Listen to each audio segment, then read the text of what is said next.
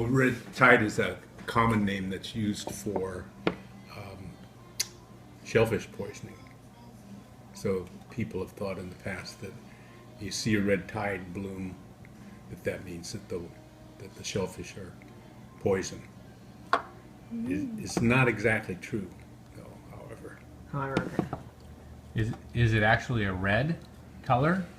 Yeah, the color comes from the phytoplankton, and various phytoplankton will produce various colors, and red is one of them, but you'll see browns and oranges and all sorts of different colors, and it's a bloom of the algae. Oh, okay. But the caution is you can't use the red tide as an indicator that it's unsafe. And put the other way, it's more important. You cannot look at water and say, oh, there's no red tide, so that the mussels or clams are safe to eat here. It doesn't work like that. You can have paralytic shellfish poisoning without the red tide. Okay.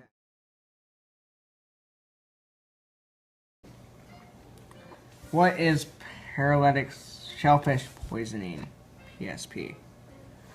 Well, that's an interesting question, because paralytic shellfish poisoning is a killer, and that's the one that you get reports, especially in Alaska, about people dying from paralytic shellfish poisoning. But in addition to that, people get sick, and it's not just that toxin that causes sickness and illness. And in people that, like, for the very old or the very young, any of these toxins can cause their demise.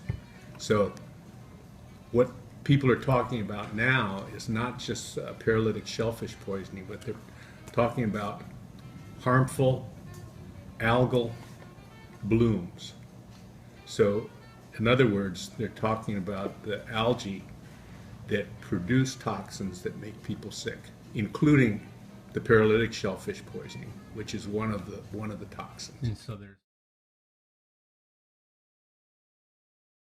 the symptoms are pretty well known and pretty consistent. One of the early ones this year, you get numbness of your lips, and so if that ever happens, you need to vomit in a hurry and get some medical care real quick, because that's bad news. The other toxins, though, one is produced by another phytoplankton, a different one than produces paralytic shellfish poisoning, and it causes amnesia. So it also is a brain toxin, but it affects your memory. Okay. Okay. The other one is called diuretic shellfish poisoning, and for obvious reasons, it makes you sick, and you get diarrhea real bad and feel badly.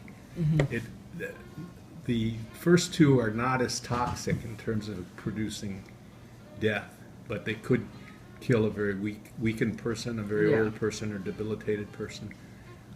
But those are three harmful algal bloom toxins.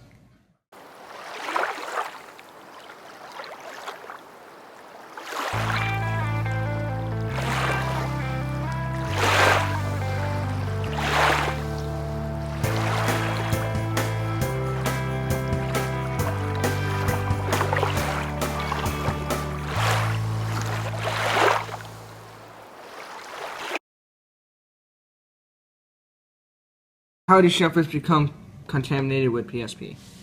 Well, they're filter feeders, so they're feeding on whatever happens to be in the water, and if the phytoplankton are very numerous and have toxin in them, then the clams and oysters and mussels are going to wind up with large amounts of toxin in them. See, the other factor to be considered is in any waters, in these waters here and the waters that you're used to, they all have their native phytoplankton. And what happens when you get a bloom is, like the bacteria or the phytoplankton that causes paralytic shellfish poisoning gets to be very numerous, and so then they produce enough toxin to infect the shellfish. Okay. Okay, but they're always there. It's usually the same mix, but given certain conditions, you get a bloom, you get an excessive number of toxin producing phytoplankton, and then you have trouble. Okay.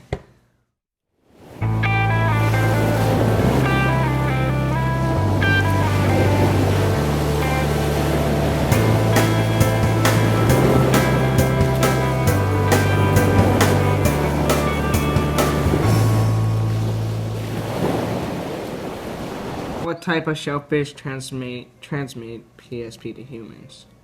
You tell me. I know mussels do, Yeah. clams, oysters, and I don't know the last one. Well, Or this any one. any of the bivalves, so clams, mussels, any kinds of clams, Okay. and What about no crab? Crab don't do crab it? also. Crab is the one that crabs are not considered filter feeders, but they're eating a lot of little clams and oysters and crustaceans, Right. who are loaded with the toxin if the toxin is there. So especially crab guts. So the boiling the Whole body. crabs whole is not recommended. Oh, okay. Yeah, if you don't know. How about like scallops? Scallops also are at risk. Okay. What causes unsafe levels of PSP?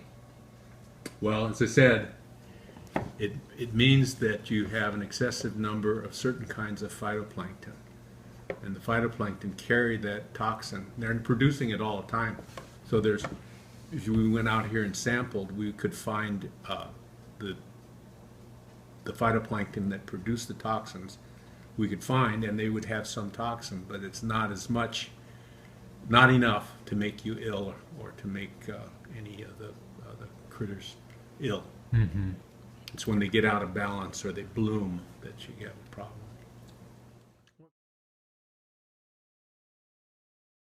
Causes PSP blooms. Environmental factors, temperature probably has something to do with it. Also, when you get an increase in nitrates, so from runoff, nitrates from various sources, you'll be more likely to get some certain kinds of blooms. So global warming probably is having an effect.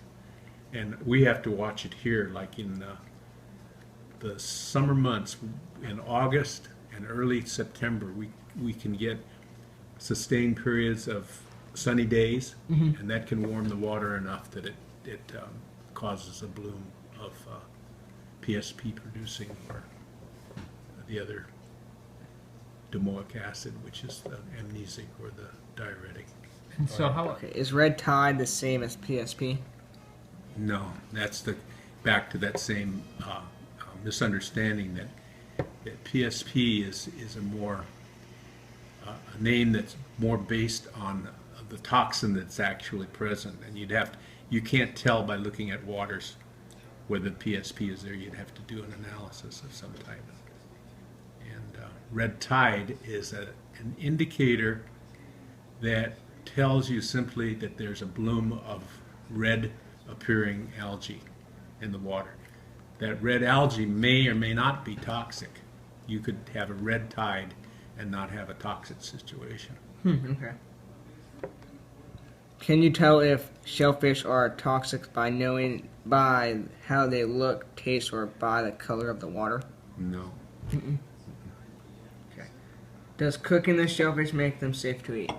Not safe. Makes them safe from certain things like fecal coliforms. If you cook them, you're less likely to get ill from fecal coliforms, bacterial illness. But from the toxins, you can't kill the toxin by cooking it. Okay. It survives that.